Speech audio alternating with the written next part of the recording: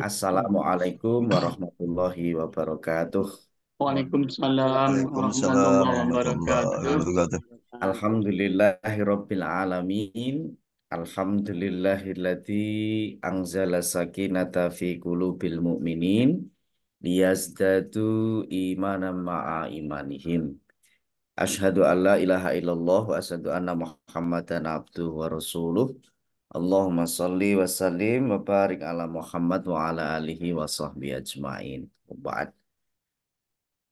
Yang sama-sama kita hormati, kita sayangi Ustadz kita, guru kita Dr. Agus Sukaca, Magister Kesehatan, serta segenap partisipan Golden Habit Forum yang insya Allah mudah-mudahan semuanya dirahmati Allah Subhanahu wa Ta'ala.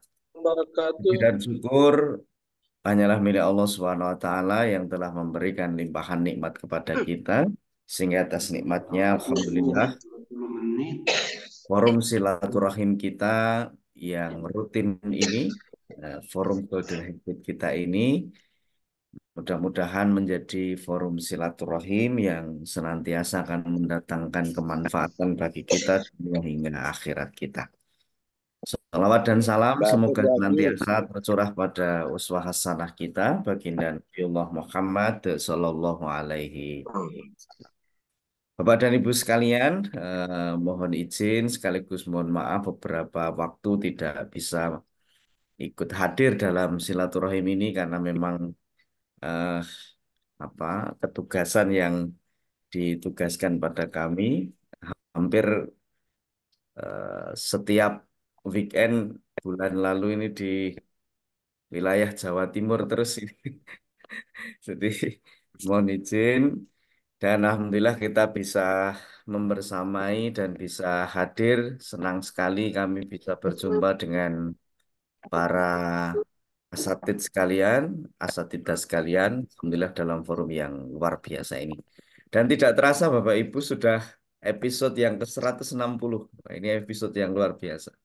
Padahal kemarin Dr. Agus Kaca ini juga menunggui kami menjadi apa panitia ketika Darul Arkom BPH Direksi. Beliau dengan setia dan luar biasa menunggui kami dari 4 hari gitu ya. Dari tanggal 25 sampai tanggal 28 tanpa capek, tanpa lelah beliau. Kita doakan mudah-mudahan sehat selalu dokter. Amin. Terima kasih. Eh, pagi hari ini kita akan mendengarkan pencerahan dari Ustadz Agus Sukaca eh, di episode ke-160 ini. Materinya adalah memperkuat filter, berbicara kotor, mencela, melaknat. Kita akan dengarkan bersama. Bapak Ibu, mari kita awali eh, forum kita pagi hari ini dengan membaca basmalah bersama-sama. Bismillahirrahmanirrahim. Bismillahirrahmanirrahim. Selanjutnya dimohon kepada Dr. Agus Sukaca. Monggo, Dokter. Assalamualaikum warahmatullahi wabarakatuh. Waalaikumsalam. Waalaikumsalam warahmatullahi wabarakatuh. Alhamdulillahi Rabbil Alamin. Assalatu wassalamu ala ashrafil anbiya'i wal mursalin Muhammadin wa ala alihi wa sahbihi ajma'in. Amma ba'd, Bapak, Ibu, segenap partisipan Golden Habit Forum, rahimakumullah, yang sudah tersebar, Papua ada, kemudian NTT ada, Ketua PWA-nya juga hadir, itu ya. Kemudian dari Sulawesi, mulai dari Tenggara, Selatan, Tengah, sudah ada, ya. Saya nggak tahu Gorontalo kayaknya ada juga ini. Kalimantan, alhamdulillah, Kaltim, Kalteng, ya, Kalbar ada, Jawa merata, ya, kemudian Sumatera ada dari Tanggamus tadi saya lihat dari apa Pak Mariono, ya, dan lain-lain. Dan Mas Agus Budi selaku moderator, ya, yang sudah dirindukan oleh jamaah karena beberapa saat tidak kelihatan. Ya, Alhamdulillah hari ini Ya. bisa rawuh, ya bisa datang. Ya. Alhamdulillah kita bersyukur Bapak-Ibu sekalian. Ini kita bisa kembali berjumpa di episode ke-160. Kita masih melanjutkan episode sebelum Idul Adha. Ya, Idul Adha kita break sebentar untuk refleksi Idul Adha. Tapi sebelumnya kita masih membahas tentang filtering. Kata-kata yang tidak selayaknya kita ucapkan. Sebagaimana yang diperintahkan oleh Nabi kita, supaya apa? Supaya falyakul khairan au liyasmut. Hendaknya hanya berkata-kata yang baik. Kalau tidak mampu, maka diam. Ya. Jadi pilihannya perkataannya baik atau diam. Itu pilihannya. Dan tidak ada pilihan untuk berkata-kata yang kotor, berkata-kata yang tidak baik. Nah, kita akan lanjutkan ya, kajian kita tentang bagaimana seharusnya kita berkata-kata, mastering lesan kita, ya, memaster lesan kita, sehingga lesan itu merupakan ekspresi akhlakul karimah, akhlak yang baik, ya, dari apa, dari keyakinan-keyakinan kita untuk kemudian kita wujudkan di dalam adab yang baik, ya. Aktivitas-aktivitas yang baik berupa perkataan-perkataan. Ya, memperkuat filter mencela, melaknat dan bicara kotor. Filter ini supaya tidak apa, tidak sampai keluar.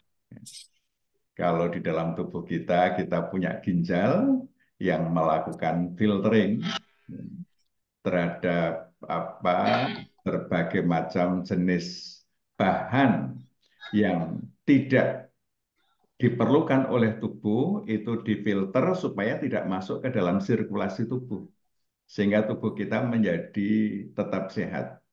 Nah, kalau filternya ini bocor, maka yang tidak diperlukan tubuh itu akan ikut masuk ke dalam sirkulasi tubuh sehingga tubuh kita menjadi tidak sehat.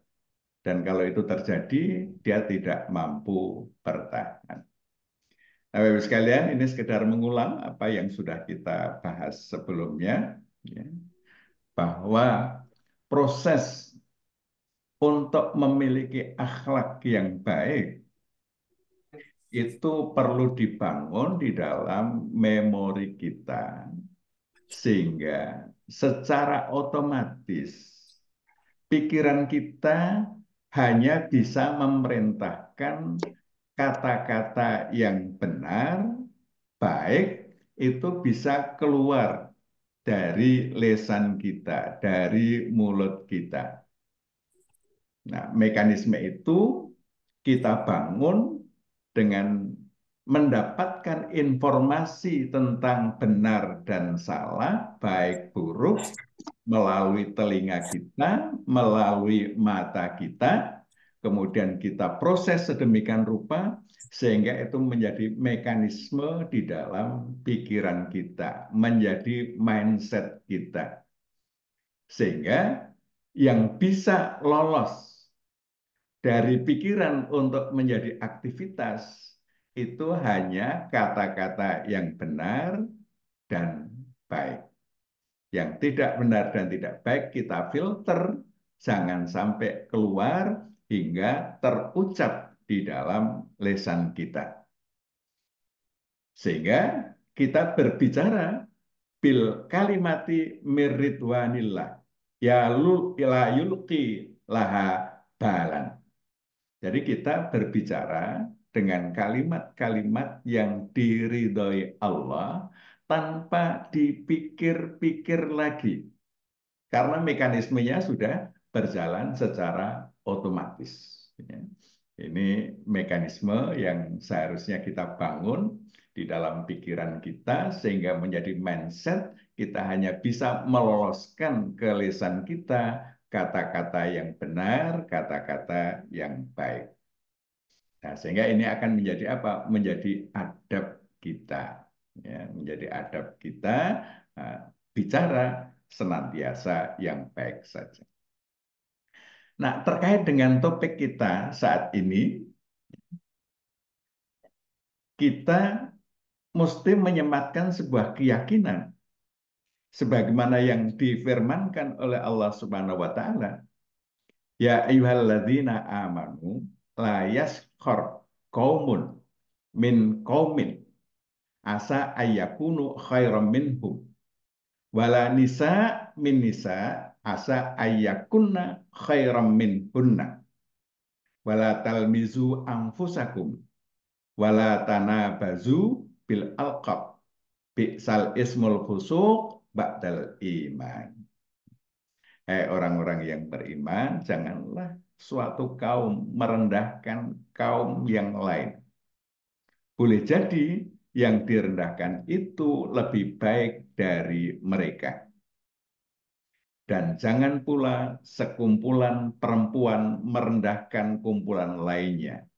Boleh jadi yang direndahkan itu lebih baik. Dan janganlah suka mencela dirimu sendiri. Dan jangan memanggil dengan gelaran yang mengandung ejekan. Seburuk-buruk panggilan adalah panggilan yang buruk sesudah iman. Nah, ini Bapak Ibu sekalian, mestinya ini menjadi keyakinan kita.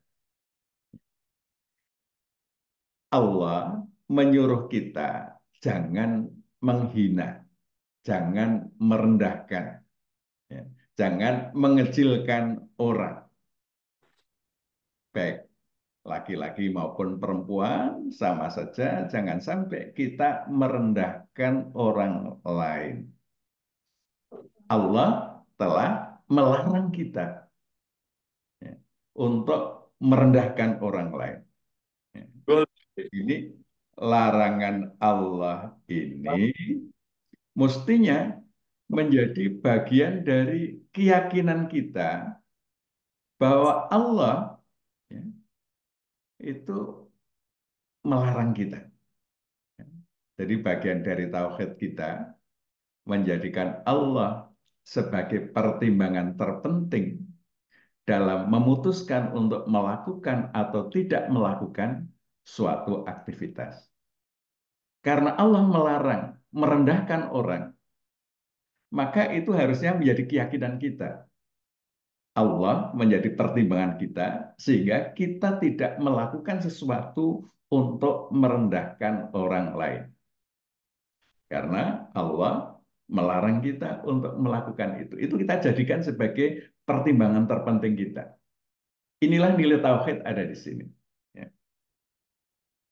Terkait dengan ini, Rasulullah Sallallahu Alaihi Wasallam bersabda, "Laisal mu'min bit ta'an wala billa'an wala al-fahishil badi."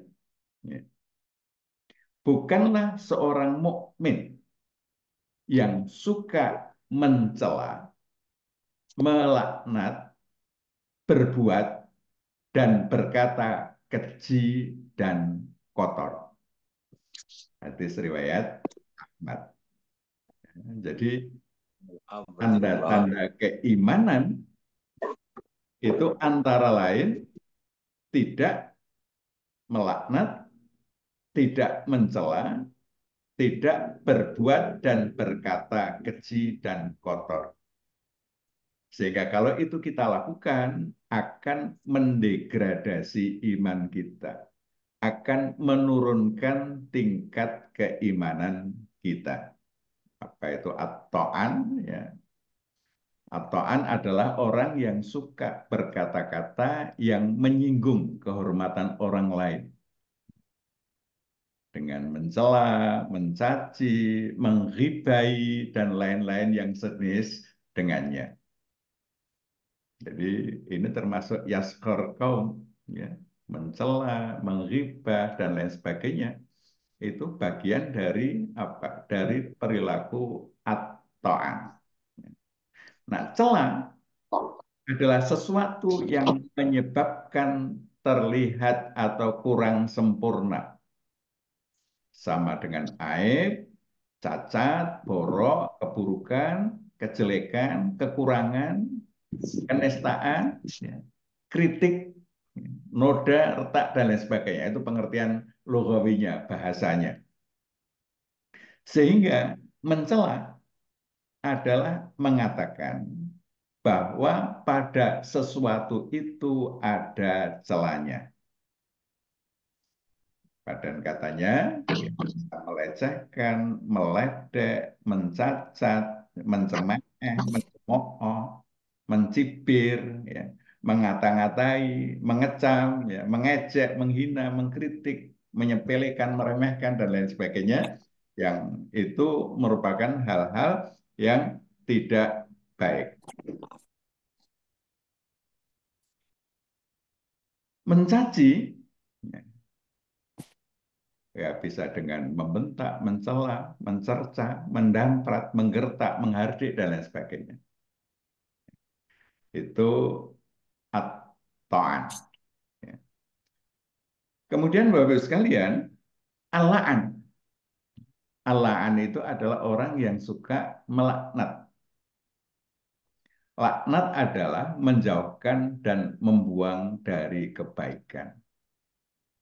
Melaknat itu sama halnya dengan mendoakan agar orang jauh dari rahmat Allah. Ini menurut lisanul Arab. Ya, sama dengan mengutuk, menyerapai, menyumpai. Jadi orang-orang yang suka sumpah serampah dengan melaknat orang lain, ya, ini merupakan kata-kata yang akan menurunkan derajat keimanan kita. Nah, al-fahish, ya, al-fahish itu adalah orang yang berbuat fahisyah. Apa itu fahisyah? Fahisyah adalah kata-kata dan perbuatan kotor. Bisa juga berupa cacian atau celaan, itu juga termasuk fahisyah. Nah, Nabi kita bukanlah fahisyan atau mutafahisyan. Nabi kita bukan orang yang suka berbuat dan berkata kotor. Beliau bersabda, sesungguhnya orang yang terbaik di antara kalian adalah yang paling baik akhlaknya. Nah, terkait dengan al-fahish ini suatu saat Rasulullah didatangi oleh sekelompok orang Yahudi.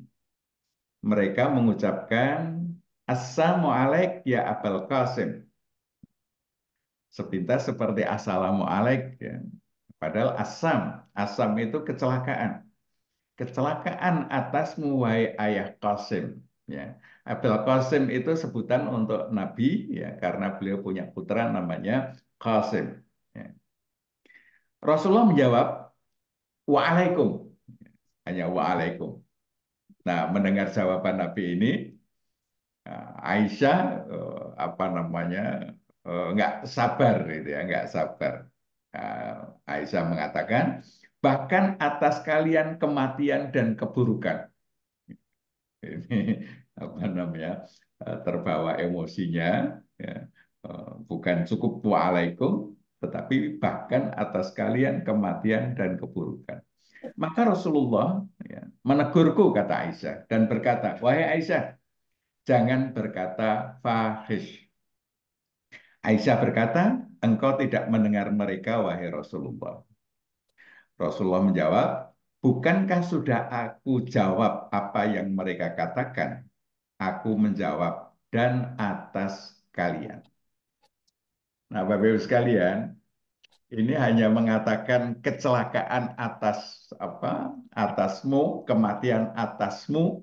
Nah, ini sudah termasuk fahisyah. Ya, perkataan-perkataan yang tidak baik.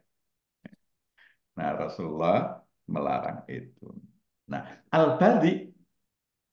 Al-badhi itu adalah kata-kata cabul, ya tidak sopan, keji, hina, sangat rendah, kotor. Kata-kata cabul ini biasanya menyangkut alat kelamin, aurat, ya, hubungan suami istri yang diungkapkan dengan kata-kata yang vulgar. Nah, Allah sendiri kan tidak pernah menyebut misalnya persetubuhan itu dengan kalimat persetubuhan. Tapi apa? Lamasan nisa, menyentuh wanita, atau ad-dukhul, ya, masuk. Dengan kata-kata yang apa? Yang lebih sopan, ya, tidak kata-kata yang vulgar. Nah, sehingga kita kemudian terbiasa juga untuk mengatakan misalnya kalau kita sedang buang hajat dengan kata-kata buang kotoran, ya, itu lebih sopan daripada kita misalnya apa dengan kalimat-kalimat yang langsung mengenai itu. Nah, Bapak Ibu sekalian, ya, inilah ya tuntunan Nabi kita supaya kita betul-betul menjaga supaya tidak mengeluarkan kata-kata yang tidak pantas, apalagi mengumpat, ya. Ya, kata-kata yang apa yang menjadi umpatan, ya. Bapak Ibu lihat di apa namanya di screen, ya, di layar, ya. Nah, itu agak susah mengucapkannya karena memang apa sulit untuk mengucapkan kata-kata umpatan itu. Tapi dibaca, nah kata-kata umpatan itu ada di dalam benak kita, ada di dalam kosakata yang berada di dalam pikiran kita, di dalam otak kita. Tetapi untuk mengucapkannya, karena ada mekanisme filternya, kita tidak mampu mengucapkan. Sehingga kita tidak mampu untuk apa? Tidak mampu untuk mengumpat kata-kata buruk. Itulah filtering yang seharusnya kita lakukan. Sehingga meskipun kosakata yang tidak baik itu semuanya ada di dalam pikiran kita, ada di dalam benak kita, tetapi tidak bisa terucap di lesan kita. Itulah mekanisme yang kita bangun menjadi akhlak kita. Sehingga berbagai macam bentuk, ya, kebohongan, riba, makian, celaan, kata-kata kotor itu ada di dalam pikiran kita. Kita tahu maknanya, tetapi kita punya mekanisme filtering sehingga kata-kata bohong, ribah, makian, celaan, dan lain-lain sebagainya itu tidak bisa terucap di dalam lesan kita. Karena kita penuh kesadaran bahwa orang yang yatakallam bil kalimati min sakhatillah la yulkilah balan yahwi biha fi jahannam. Seseorang yang berbicara dengan kata-kata yang tidak diridha Allah, yang dimurkai Allah, tanpa dipikir-pikir lagi, maka kata-katanya itu akan menjerumuskannya ke neraka. Nah, dengan kesadaran itu, meskipun di benak kita itu ada kosakata dan kita semuanya punya di dalam benak pikiran kita, tetapi ada mekanisme filtering, penyaringan, sehingga kita tidak mampu mengucapkannya. Nah, sehingga dalam skematik pemahaman kita, keyakinan yang berbasis tauhid, ya keyakinan tauhid kita meyakini sepenuhnya bahwa larangan Allah merendahkan orang lain itu kita jadikan sebagai pedoman. Karena Allah melarang, maka kita memutuskan untuk menghindari, menjauhi larangan Allah itu. Jadi larangan Allah ini menjadi pertimbangan terpenting kita untuk memutuskan bahwa kata-kata kotor harus kita hindari. Ini keyakinan tauhid kita. Nah, keyakinan tauhid ini kemudian kita bentuk dalam konstruksi batin yang namanya akhlak berupa mekanisme filtrasi.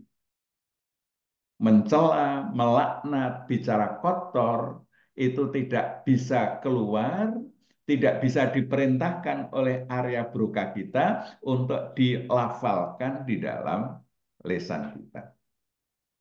Itu mekanisme itu adalah akhlak. Ya. Kalau dia sudah menjadi otomatis kita tidak bisa mengekspresikan, mengeluarkan kata-kata yang tidak baik, berarti kita sudah punya akhlak yang baik dalam hal berkata-kata. Nah, ini mekanisme filtrasi dari mencela, melaknat, bicara kotor, ini adalah akhlak kita. Yang nantinya itu akan terimplementasikan dalam adab. Bagaimana kita berbicara, kata-kata celaan, laknat, kotor itu tidak keluar dari mulut kita. Tidak keluar dari lisan kita. Tidak keluarnya kata-kata kotor dari lisan, ini merupakan adab, aktivitas untuk istinabi nawahihi, menjauhi larangan-larangannya. Dan Bapak Ibu sekalian, menjauhi larangan Allah itu bukan perkara mudah. Karena kita bisa jadi perlu energi besar untuk menghindari keluarnya kata-kata kotor, kata-kata yang tidak baik. Terutama ketika kita di dalam kondisi yang tertekan, kondisi dimarahi orang, kondisi dikecilkan arti kita oleh orang lain. Nah, ini biasanya syahwat kita mendorong kita untuk membalas.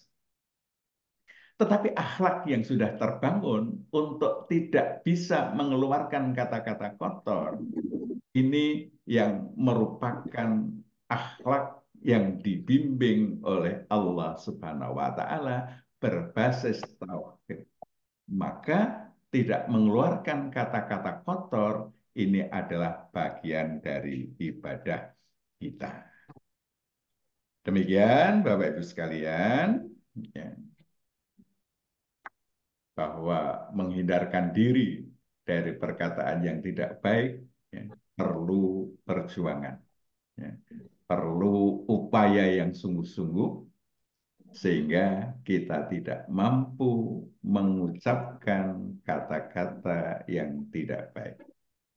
Mudah-mudahan ini banyak kiai yang ada di ruangan ini nanti bisa diperkuat. Ada Kiai Mustain, ada Kiai Jumari, ada Kiai Syarif, ada Kiai Sairi, ya, ada Ustadz Elias Paduntu, ya, dan lain sebagainya. Dr. Joko, mudah-mudahan nanti bisa memperkaya ya, dalam perspektif yang berbeda atau lebih kaya lagi. Assalamualaikum warahmatullahi wabarakatuh.